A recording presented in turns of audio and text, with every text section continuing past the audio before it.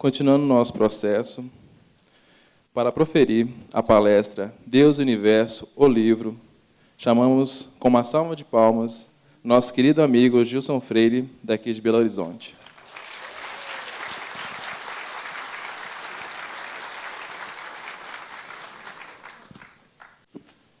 Bom dia, pequeno rebanho. Assustadas ovelhinhas de Pedro. Consolem-se os corações.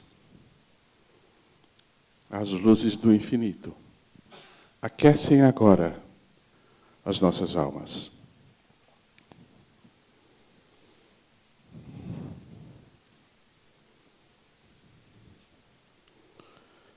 Peço-lhes desculpas, porque por vezes o coração nos sufoca e nos constrange a alma a mergulhar em nós mesmos, obnubilando-nos a clareza do raciocínio. É muito bom estar aqui. E sob os afagos destas melodias,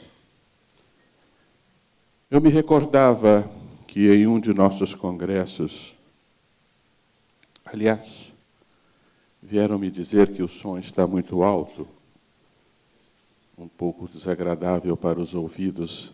É verdade? Não? Tá bom?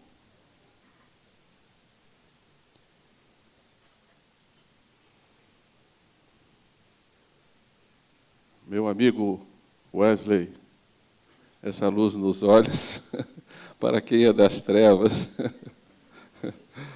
realmente nos provoca um reflexo nos óculos. E o pequeno rebanho está meio desfeito. Pode apagar essa luz ou não? Obrigado, meu amigo. Espíritos das trevas se comprazem nas sombras. Eu lhes dizia que um amigo nosso, certa feita, me confessou que na abertura de um de nossos congressos, sim, foi em Fortaleza, no momento da prece inicial,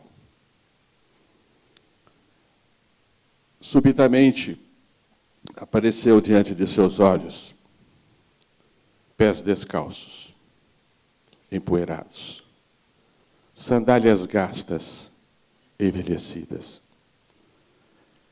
Ele subiu vagarosamente o seu olhar,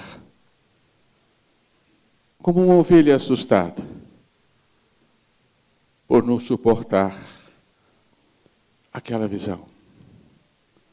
Mas os seus olhos seguiram, subindo vagarosamente, enxergando uma túnica rasgada, empoeirada, envelhecida.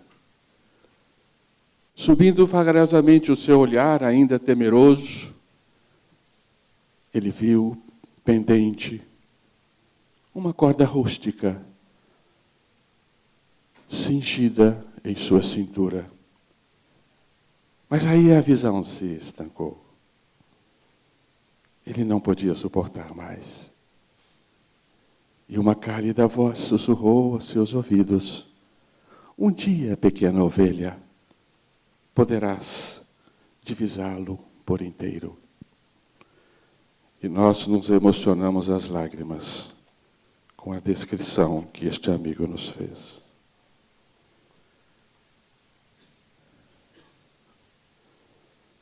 Mas o momento é outro.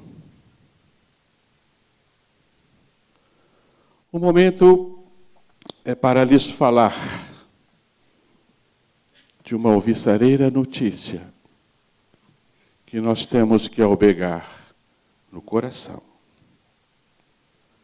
Um anúncio se fez ao século XX, ao homem moderno, ao homem tecnológico, servido por extraordinárias máquinas. Uma voz se fez ouvir em 1951, no raiar de um novo milênio, quando as luzes da aurora do novo século se anunciavam no horizonte distante. E nós, adormecidos, pouco atentos, distraídos pelo mundo afora, embevecidos com as nossas quinquilharias modernas, deixamos passar esta voz, sem que ela nos tocasse profundamente o coração. Então hoje eu tenho aqui esta missão, de quiçá, não sei se conseguirei, fazer com que esta voz toque sim o nosso coração. Filhos do novo milênio, filhos da aurora da nova civilização, deixem-se tocar a alma por esta mensagem extraordinária. O livro do século será chamado assim nos dias futuros, quando nós já aqui não estivermos. Olharão para os tempos passados e indicarão: foi lá, foi naquele ano, foi lá, nas noites solitárias e geladas de Gúbio, que nasceu esta mensagem. Oh, que alegria imensa ocupará a nossa alma, porque nós iremos dizer: eu estive lá, naquele século, me foi dada a oportunidade de admirar essa mensagem, e as nossas almas sorrirão. Por que isso é tão importante? Por que precisamos trazer essa mensagem para o nosso coração? Porque nós precisamos saber quem somos, o que estamos fazendo aqui, onde moramos, o que é a nossa casa, esse cosmo que nos abriga, de onde viemos, para onde iremos, qual a nossa origem, o nosso destino, e para onde devemos caminhar. Portanto, nós estamos perfeitamente convencidos de o que chamamos visão de mundo, ou cosmologia, incide diretamente na forma como nós nos sentimos, como nós vivemos, como nós nos enxergamos. Ou seja, a maneira como nós entendemos o mundo em que vivemos, por sua vez, entenderemos a nós mesmos.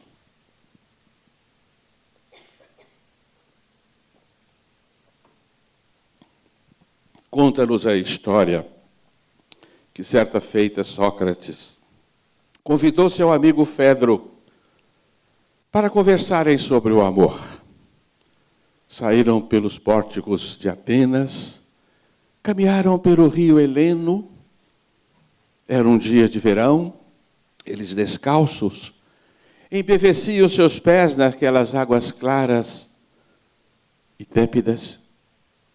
Acomodaram-se sobre as sombras de um imenso plátano, fizeram de tufos de gramas seus travesseiros. E ali iniciaram o famoso diálogo do amor. E Sócrates pergunta a Fedro: Fedro, é possível conhecer a alma do homem sem conhecer o universo? Vamos repetir a pergunta, porque está sendo feita a vocês. É possível conhecer a alma do homem sem conhecer o universo? Sócrates responde, Fedro responde: Hipócrates, que é um Asclepíades, assegura que sequer o corpo do homem se pode conhecer de outra maneira. E Sócrates confirma: ele tem razão, Fedro. Sequer o corpo do homem se pode conhecer sem que conheçamos o universo. Ele reafirmava o aforismo délfico: conheça o universo e conhecerás a ti mesmo. Conheça a ti mesmo e conhecerás o universo. Então há uma estreita relação entre a maneira como vemos a realidade, entendemos a realidade e compreendemos a nós mesmos. Porque somos filhos do universo. Porque o universo é filho de Deus e nós somos filhos do divino. Portanto, nós precisamos conhecer como está formada a casa de Deus, para também conhecermos Deus e entendermos a nós mesmos.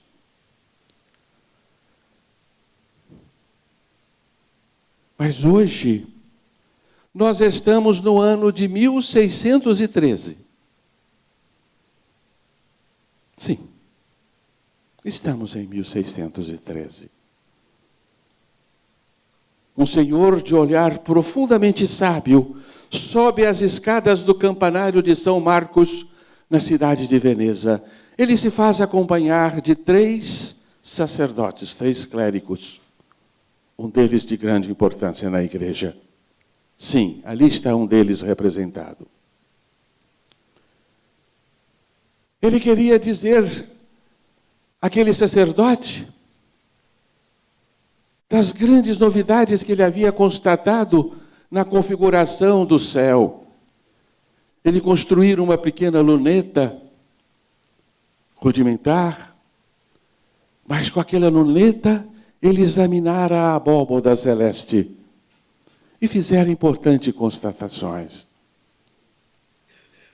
Vocês já sabem, estamos diante de Galileu Galilei, o pai da ciência,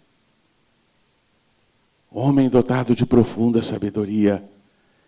Ele indica o céu e conta para aqueles senhores que representavam o pensamento vigente. Olha, nós não estamos no centro do universo.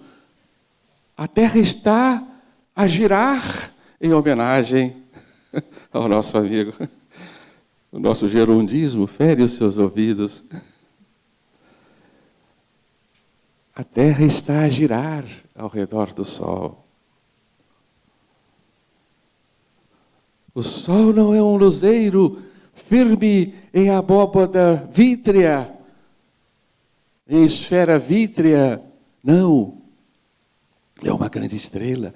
Olhem os luzeiros do céu. São outros sóis, muito distantes. Possuem mundo girando ao seu redor. Existem irregularidades na Lua. Eu vi montanhas e mares. Vênus gira ao redor do Sol e não da Terra. Enfim, não vamos debulhar aqui todas as percussientes observações deste sábio homem que havia descoberto que Deus criava com contas, pesos e medidas, porque o universo estava escrito numa linguagem matemática. Não lhe deram razão. Não podiam compreender que aquilo que ele enxergava naquela pequena lente correspondia a uma realidade distante. O universo de então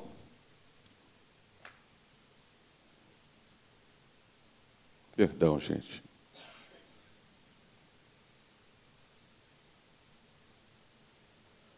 O universo de então era um universo estreito, fechado. O homem mal respirava em seu pequeníssimo círculo atmosférico. Porque logo depois do céu, ali nós temos a Terra, logo depois do céu, estavam as redomas vítreas que sustentavam os luzeiros. A esfera do Sol, da Lua, dos planetas errantes ou estrelas errantes. Enfim, a esfera das estrelas fixas, depois o novelo de águas fundamentais e além o trono de Deus, onde Deus comandava os destinos humanos. Ali ele estava com seus séquitos de anjos e santos, a vigiar as nossas ações. O homem estava preso no centro do universo. Era um pobre penitente que devia zelar pela sua conduta para que o inferno não o tragasse. Esse universo foi desmantelado pela crueza das observações científicas inquestionáveis, que ensinava o homem que o homem vivia num universo que entreabria-se ao infinito. A Terra rodopiava a estonteante velocidade de 1.500 quilômetros por hora ao redor do Sol. O Salmo 93 precisava ser desfeito. Deus não havia fixado em colunas inamovíveis a terra sempre imóvel e firme, como queria Aristóteles, nos seus cânones que dominavam o pensamento medieval. Enfim, a ciência evolui rapidamente, chegando aos nossos dias, demonstrando-nos que a edificação cósmica tem aproximadamente esta estranha forma, a forma de um sinete entreaberto. Parte de um ponto, o ponto da singularidade inicial, onde explodiu o átomo primitivo numa grande explosão, em meio à qual estamos até hoje. Aqui está o satélite Planck, que faz uma fotografia do fundo do universo. Fotografa a irradiação de fundo, uma radiação pré-histórica, primitiva, do que sobrou da grande fornalha do início da grande explosão. Somos uma bolha que se expande vertiginosamente, flutuando numa outra estranha realidade, numa dimensão incompreensível, a dimensão do tudo-nada, o mar quântico das origens. E tem outros nomes curiosos, supersimetria. E o homem, agora, não é nem uma pulga, é um átomozinho de uma pulga. Pobre ser humano, perdido numa das 200 bilhões de galáxias que flutuam em seus bailados nesta estranha realidade. Ali está ele na Via Láctea, grupo local, rodopiando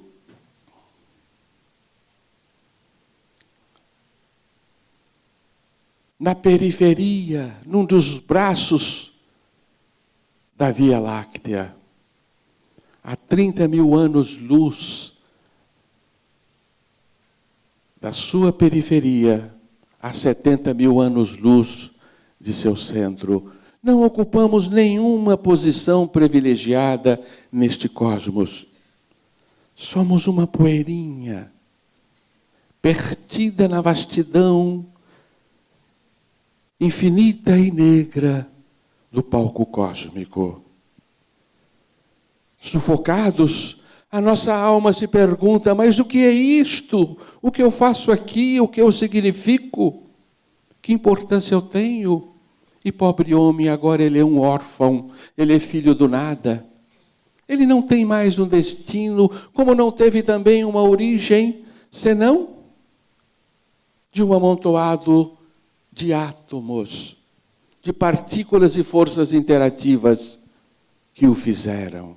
Pobre homem do século XX, abastecido por conhecimentos fantásticos, mas que traz o seu coração vazio, porque ele já não tem um pai, ele já não tem um destino, ele já não tem origem. Ele é filho do acaso, ele é fruto do nada e se destina ao vazio. Não é à toa que a depressão é a grande doença do século. Eis o homem diante dessa realidade estonteante. Ele está no universo que nasceu há 13 bilhões e 700 mil anos. E antes, o que existia? Não existia sequer o tempo e muito menos o espaço. Ah, pobre homem, que aprendeu tanto no século XX, para depois fazer a maior das descobertas do século que passou. Qual a maior descoberta que o homem fez no século XX? A sua ignorância. Ele descobriu que tudo ignora. Sabe muito, mas tudo ignora. Oh, paradoxo! Mas eis que uma luz do infinito brilhou e aqueceu o coração e a mente deste homem. Que aqui em Minas, porque somos carentes, chamamos de Papai Ubaldi. Como ovelhinhas desgarradas e assustadas, precisamos da mão de um pastor. E quiçá este pastor se digne a volver os seus olhos e a sua piedade para com as nossas misérias. E nos conduza com segurança ao aprisco almejado, onde deitar a nossa cabeça e repousar em sossego e segurança. Oh, como aspiramos por esta paz. Oh, como estamos em busca do nosso céu. Nasceu como um relâmpago, não foi premeditado. E ele confessa, não queria penetrar no terreno teológico, mas tive que fazê-lo, porque fui conduzido por uma estonteante visão que me deixou inebriado diante do infinito, mas aquecido por uma vastidão de conceitos. O tormento da alma, que se vê ínfima diante da imensidão e da vastidão do infinito, mas a festa que lhe invade a alma, ao poder compreender. É assim que o Ubaldi se expressa. Na Páscoa, ao iniciar-se a Páscoa de 1951, na solidão gelada de Gubbio, aí nasceu Deus e o universo. 20 dias de febre. O Ubaldi estava adoecido de uma bronquite. No entanto, como nenhum de nós, ele vai aproveitar a sua pequena enfermidade, que lhe enfraquece o corpo para robustecer-lhe a alma, para permitir-lhe o voo ao infinito. Era preciso que o corpo se enfraquecesse.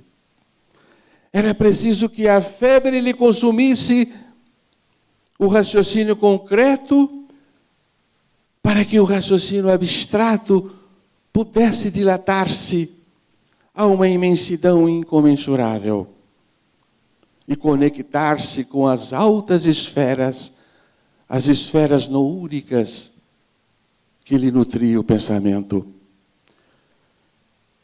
Foi editado primeiro no Brasil do que na Europa, demonstrando já de antemão a destinação desta nação, de receber o balde, de acalentar a sua obra e servir-se aqui como um dos celeiros espirituais.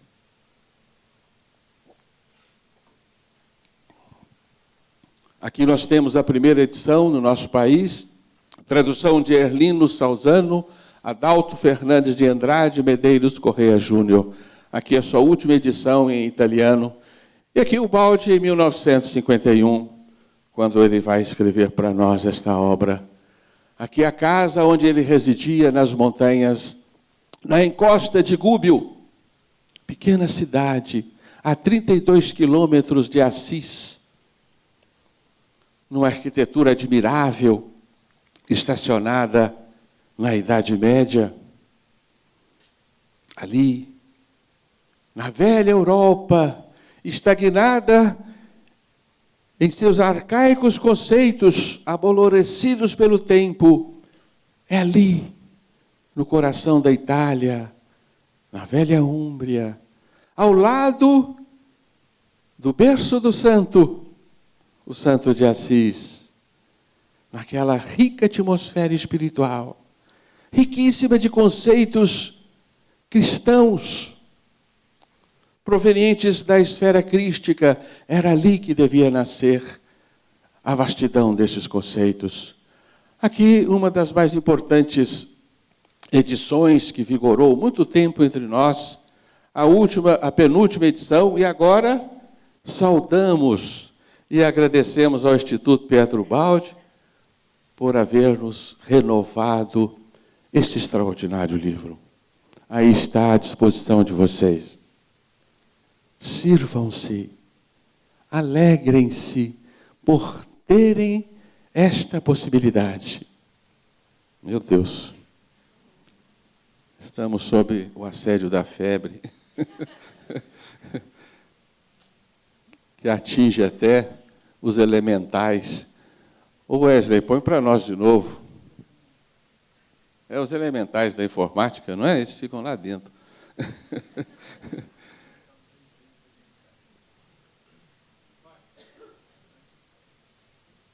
Qual é a ideia fundamental do livro? O tempo é nosso inimigo. Ela já me mostrou a minha plaquinha. Nós somos escravos do tempo. Né, meu caro titio? O que fazer? Pois é. Não precisava nem estar conversando tanto assim, poderíamos ir direto ao assunto. Lembram que eu falei com vocês que estamos em 1613? Em 1622, Galileu publica o extraordinário livro Diálogo dos Sistemas de Mundo, em que mostra a realidade do sistema heliocêntrico de Copérnico, enterrando definitivamente o sistema geocêntrico que perdurava nos cânones aristotélicos. Em decorrência desta obra, um ano depois, 22 de junho de 1623, eis que Galileu é convocado junto a Urbano VIII no Tribunal da Inquisição. E ele teve que negar. Teve que proferir ante aqueles magnos juízes que a terra não movia diante do sol, em torno do sol. No entanto, ele fala baixinho, Epur se move. No entanto, ele se move. Não escutaram. Ele foi condenado à prisão perpétua. Viveu 9 anos numa torre de uma igreja. Faleceu em 1642. Ano em que, na Inglaterra, nasce Isaac Newton. Aí já não havia mais nenhuma possibilidade para que essa nova visão de mundo viesse alimentar a mente humana, promovendo profundas transformações na maneira como ele enxerga a casa de Deus e enxerga a si mesmo.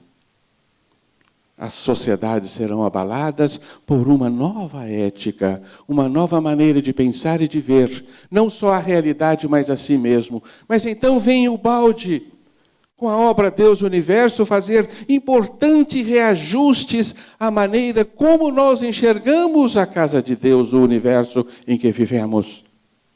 E agora estamos convencidos de que a realidade é muito diferente. Estamos diante de uma revolucionária visão de universo. A arquitetura do cosmos não se delineia segundo a parca compreensão do materialismo científico, mas sim estamos diante de uma outra extraordinária compreensão do universo. O nosso universo não é o que pensávamos. Não é um ambiente definitivo e aqui viveremos para toda a eternidade, num amontoado de vidas sucessivas, habitando mundos e mais mundos, mas sempre algemados à eternidade do tempo, à infinitude do espaço. Não, isso daqui é algo provisório e muito mais do que isto, é algo que foi deteriorado. Não estamos diante da genuína criação de Deus, mas numa contrafação, uma contração e uma inversão da criação original. Isso é estonteante. E aí o Balde nos diz que o universo é uma doença no seio da eternidade. E mais que isso, é uma monstruosa, suntuosa construção de Satanás, a personificação das forças do mal. Então o nosso universo tem a sua origem num motim, numa revolta, numa anomalia, por isso nasce da desordem, sob o império do caos, e está pacientemente caminhando rumo à perfeição perdida, sob a égide da misericórdia divina. Olha que visão extraordinária. Aí nós compreendemos a razão de uma série de contrassensos que existem na nossa realidade, a presença do caos, da dor, do mal, das sombras, das trevas, da morte, da doença. Não preciso falar mais, porque os nossos corações se abalam diante de tantas injúrias. Vejam a natureza que vive sob o assédio da impiedade e um devora os outros. Isto é divino? Claro que não. O divino é o amor puro, é o amor que sustenta almas, não é a seleção natural. Estamos diante de uma anomalia. Olhem-se para si mesmos, olhem-se no espelho. Já nos falaram ontem, olhem-se no espelho. Você se enxerga nestas vestes carnais que te obnubilam, oh, meu Deus. Eu dizia ontem que eu era gaguinho, né? Quando chove, e às vezes a palavra me falta. Mas degrinem a essência da nossa divindade. Não fomos criados para nos vestir de pedra e de carnes. Carnes que são degradáveis, mutáveis. Você se olha no espelho e se diz, não sou eu não sou assim mais. Eu não sou careca, barrigudo, cheio de ruga. Não sou. Não fomos criados para isso, para a morte, para a dor, para ter câncer. Ai, meu Deus, o câncer está aí. Eu não sei se vou ter o meu. Sei que vou ter, não sei que dia. Ou em que encarnação. Acabou o meu tempo. É uma visão de mundo estonteante que nos diz, filho, você está dormindo, você está sob o assédio de um pesadelo. Você é um morto-vivo, acorda, desperta dentre os mortos, para que o Cristo te ressuscite. Olha, você não é filho desta realidade. Isto é um grande sonho.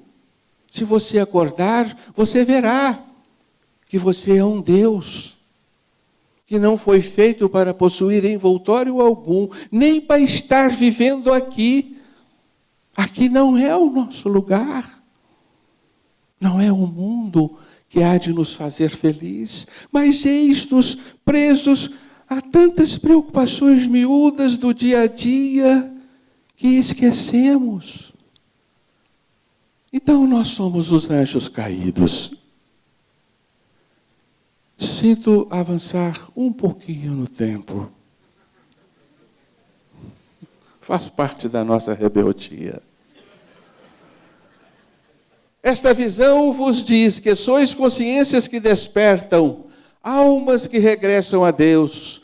É a concepção bíblica do anjo decaído que reaparece. É a concepção evangélica do Pai, do Filho e do Espírito. É a concepção que coincide com todas as revelações do passado, também com vossa ciência e vossa lógica. É a concepção de Cristo que pela dor vos redimiu. Contentai-vos por enquanto. Que coisa extraordinária. Os elementais não estão ajudando.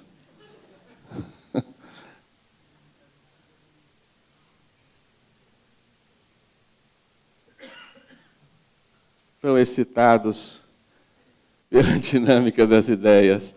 Essa ideia tremendamente dinâmica e fecunda é suficiente para criar uma nova civilização. Vamos criar uma nova civilização. Por Deus, precisamos dela. Vamos criar em nós um novo ser. Por Deus, precisamos disso.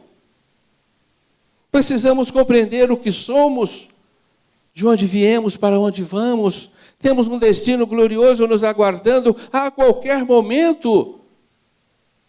Porque somos filhos do divino, feitos de infinito. O que estamos fazendo aqui? Como gotas apartadas de um oceano. Precisamos deixar-nos dissolver no oceano para que nos tornemos o oceano, sem deixar de sermos nós mesmos.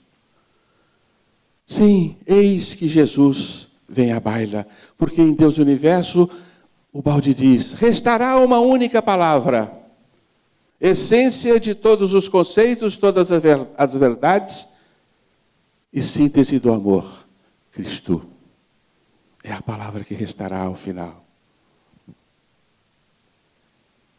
É a palavra doce e suave que é de edificar na terra a nova civilização. A civilização do Espírito. É hora de voltar para casa. Vamos embora. Nem precisa nem deixar o congresso terminar. É preciso, infelizmente. Somos todos visitantes deste tempo, deste lugar. Estamos só de passagem. O nosso objetivo é observar, crescer, amar.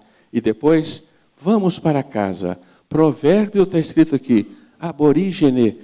Vocês não sabiam disso? Ninguém sabia disto? Aleluia! Agora sabemos. Vamos embora. Vamos, Titi.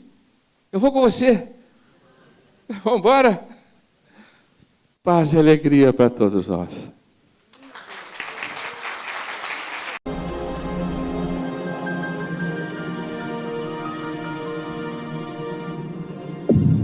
IBS, Instituto Brasileiro de Benemerência e Integração do Ser.